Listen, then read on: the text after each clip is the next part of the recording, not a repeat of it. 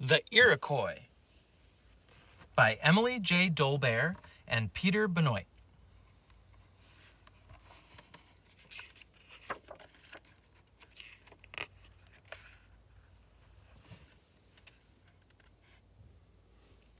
Find the truth. Everything you are about to read is true except for one of the sentences on this page. Which one is true? True or false? Clan mothers played an important role within the Iroquois community. True or false? The Iroquois refer to themselves as Iroquois. Find the answers in this book.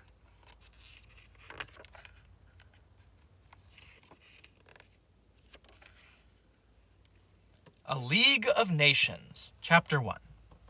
The Iroquois are a Native American people with a long, fascinating history.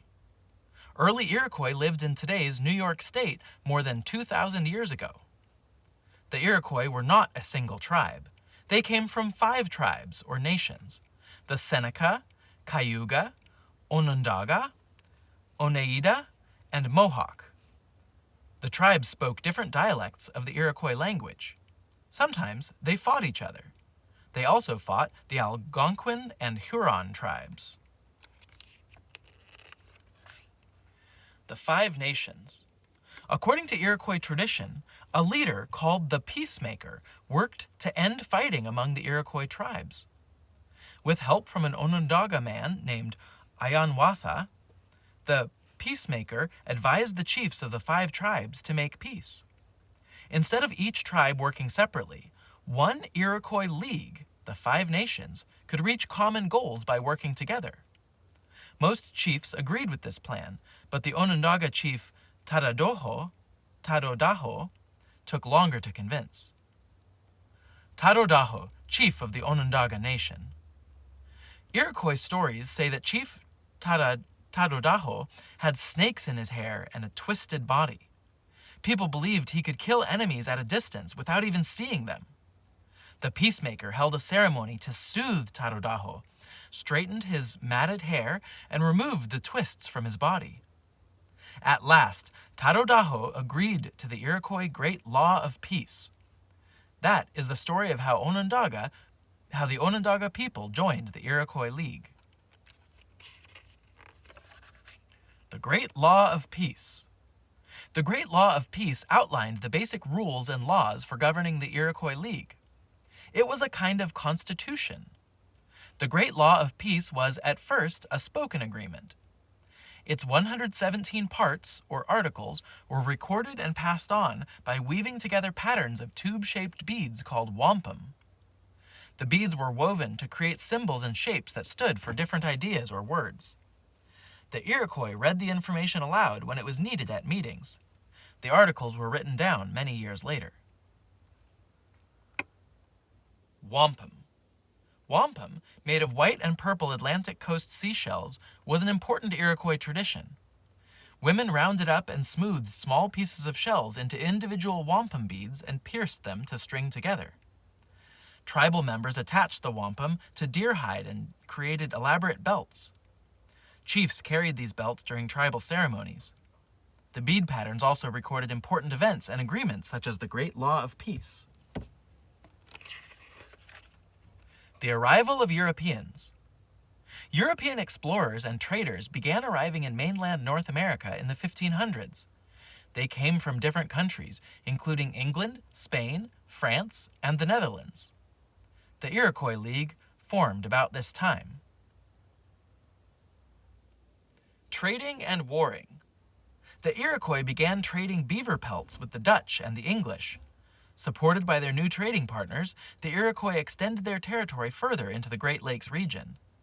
There, they defeated the Algonquin tribes, who were backed by the French. These Iroquois victories gave the tribe a larger share of land and the beaver fur trade. Peace with the French. During the first half of the 1600s, the Iroquois were at the height of their power. They were known as far south as today's Virginia. But they began to suffer when the number of French in Canada grew, which helped the Algonquin become stronger. In 1701, the Iroquois agreed to a peace treaty with the French. a sixth nation. In the first few decades of the 18th century, the British settled what is today's North Carolina.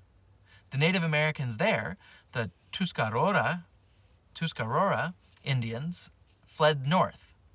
The Tuscarora Indians joined the Iroquois League as the sixth nation in 1722. Though they had been located far from the other nations in the League, the Tuscarora already spoke an Iroquoian language. They were the final Indian group to join the Iroquois League. Some Tuscarora were sold as slaves by English traders. Chapter 2. People of the Longhouse. When the Iroquois League was first formed, the peacemaker named the 5 nations Haudenosaunee. It means people of the Longhouse. Members of the tribe still call themselves Haudenosaunee. It was the French settlers who called them Iroquois. Oh, the French settlers called them Iroquois, not themselves. Clans in longhouses. The name People of the Longhouse explains where and how the Iroquois lived. Iroquois families lived in long buildings or longhouses. A longhouse was home to a large family group called a clan. Most of the family was related through the mother's clan.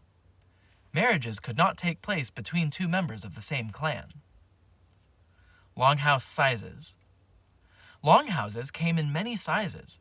A traditional longhouse was about 200 feet long and 18 feet wide. That's 60 meters long and 5 meters wide. The top peak of the sloping roof stood 18 feet, or 5 meters, high. Longhouses had fireplaces to keep them warm.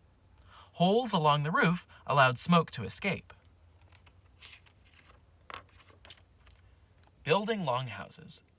To build a longhouse, workers set wooden poles in the ground. They used cross poles running the length of the building to brace the walls. Then they bent a series of poles to make the roof. The framework was covered with bark and sewn in place. The longhouse had doors at both ends. One family. This peacemaker wanted the tribes to think of themselves as one family. He wanted people to think of the Iroquois League as a longhouse. For example, the Seneca, as the most westerly tribe, were called Keepers of the Western Door. The Mohawk were the Keepers of the Eastern Door. The Onondaga, in the middle, were Keepers of the Central Flame. The Onondaga tended a ceremonial fire for the Iroquois League. The Grand Council. The peacemaker also determined in the Great Law of Peace that the Iroquois nations should have a council. This council, called the Grand Council, was made up of 50 chiefs, or sachems. The sachems were chosen to make decisions for the League. They openly discussed and generally agreed on final decisions. The peacemaker is said to have compared the 5 nations to 5 arrows. A single arrow could easily be broken, but 5, bound together, could not. The Onondaga Nation. Central to the Grand Council was the Onondaga Nation. It had 14 sachems. The Cayuga people had only 10, and the Oneida and Mohawk nations had 9 sachems each, and the Seneca people had 8. As the last joining nation, the Tuscarora Indians had no official council members. The Grand Council's spiritual leader was always an Onondaga man, a tradition that continues to this day. Even today, he is called the Tarodaho, in honor of the chief whose consent made the Iroquois League possible. The Big Truth. Bagatawe.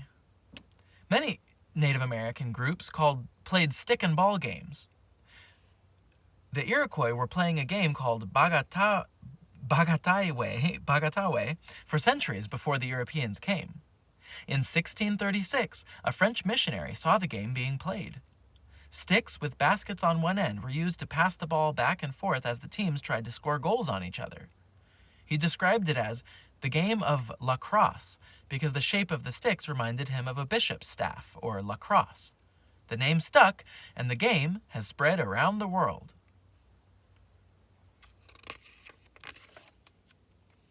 The Roles, Chapter 3, The Roles of Men and Women. Women had a lot of power in Iroquois society. Their influence came from the basic beliefs of the Haudenosaunee. The Haudenosaunee believed in twin spirit beings named Sapling and Flint. They were two halves of a greater whole, representing divine will and its opposite force. Each half was thought to balance the other. The same was thought of men and women in Iroquois society. Births of baby girls were celebrated because they would eventually become mothers and add members to the clan. Field and forest. Iroquois women did all the work involving the fields. They farmed, gathered food, and kept the home in order.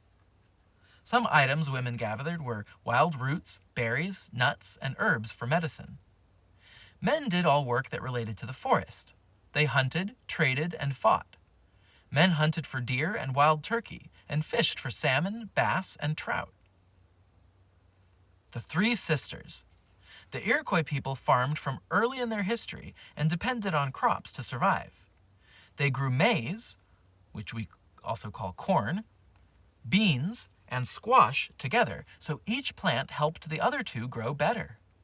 The Iroquois people called these crops the Three Sisters, and considered them the Creator's special gift.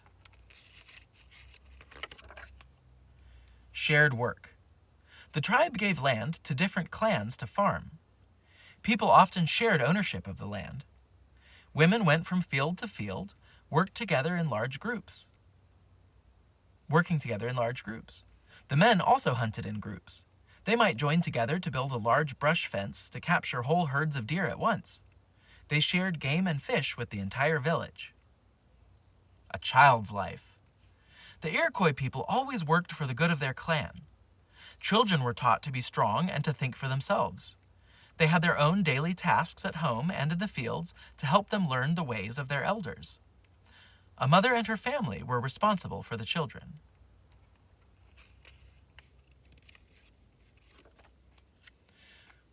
The mother's clan and longhouse. An Iroquois man lived in the longhouse of his wife's clan. If he did not work hard, his wife could ask him to leave. Children always remained with their mother, attached to her clan, and lived in the longhouse of her people. An Iroquois woman could own land, horses, and housing. Her property before marriage remained hers. It did not pass to the man after marriage. Clan mothers. Women had power in the clan and in the league as a whole. Iroquois female leaders in the clans were called clan mothers.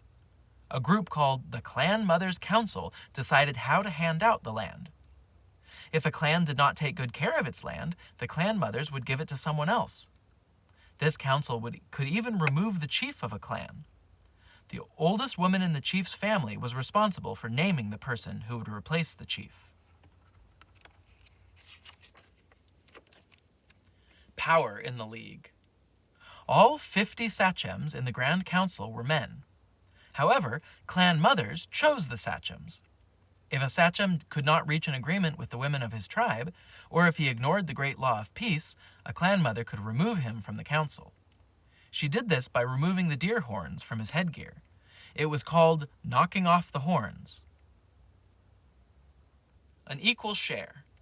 No Iroquois treaty was official until 3/4 of male voters and an equal share of clan mothers approved it. The power and independence that the Iroquois system gave its women was unusual for the time. Some experts believe that certain ideas in the U.S. Constitution came, in part, from the Iroquois League's system of government. Chapter 4. The Effects of War. Over the years, the Iroquois League lost many members warring with other tribes and Europeans. The Iroquois sometimes led attacks to take prisoners, usually children or young men. They then raised the prisoners in the ways of the Iroquois. This is how the Iroquois could replace men lost in warfare. In time, the Iroquois League came to include people from the Huron and Algonquin tribes, among others. Many native groups did not fight at night. The Iroquois believed the sun enjoyed seeing their bravery. Trading for weapons. The Iroquois began using European steel weapons instead of bows and arrows in their battles. The Iroquois traded beaver pelts for things they could not produce, such as rifles and metal axes. The Iroquois gradually depended on trade, especially with the British, for gunpowder too.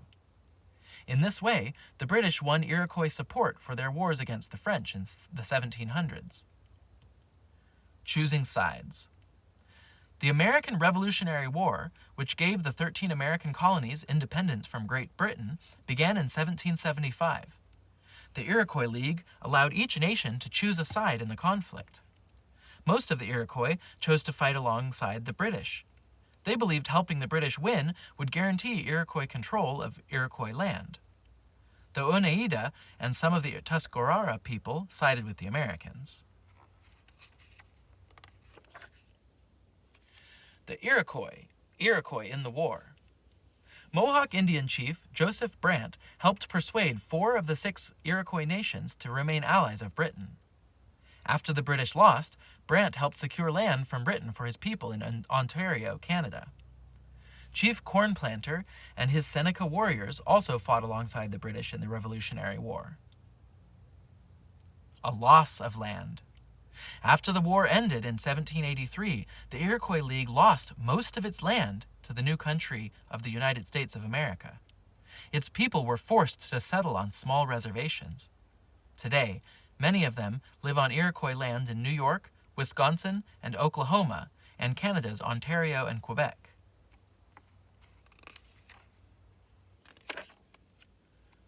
The Haudenosaunee. The Great Peacemaker brought together 5 and then 6 Iroquois nations. These nations put into practice the great law of peace and its councils. They survived European warring and disease. They considered the Longhouse a symbol of the Iroquois League. The Iroquois tribes may no longer live in bark-covered homes, but they will always be the Haudenosaunee, the people of the Longhouse. True statistics. Number of Iroquois Indians today, 80,000. Number of members of the Grand Council of the Iroquois League, 50. Number of articles in the Great Law of Peace, 117. Length of some Iroquois longhouses, 200 feet, or 60 meters. Number of tribes in the Iroquois League before 1722, 5. Number of tribes in the Iroquois League after 1722, 6. So did you find the truth? Clan mothers played an important role within the Iroquois community. That's true. The Iroquois referred to themselves as Iroquois. That is false. Remember, that was a French word. A French name. More resources and websites about the Iroquois, or the people of the Longhouse. Some important words that you can read on your own.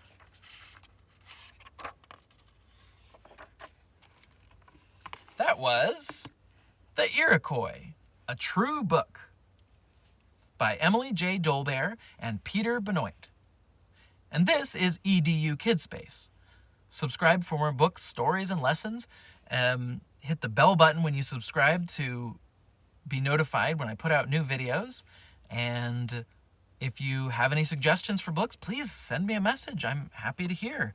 Or any other general comments on the stories and how I read and anything else. I'm also planning on pretty soon putting out some more direct lessons and other kinds of videos.